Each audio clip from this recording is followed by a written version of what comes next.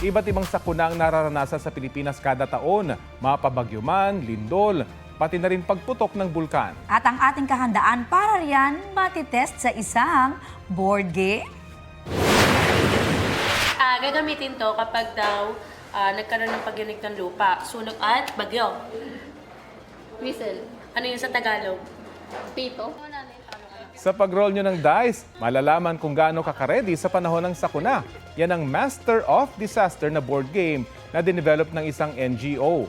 Bawat card na makukuha may tanong o instructions kaugnay sa disaster preparedness. Kwento ng isa sa mga developer nito na realize daw ng kanilang grupo na marami ang pwedeng maisalbang buhay kung alam kahit ang mga basic concept ng paghahanda para sa sakuna.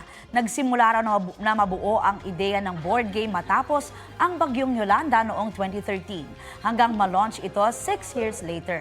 O di ba, hindi ka lang mag-e-enjoy sa paglalaro, may matututunan ka pa.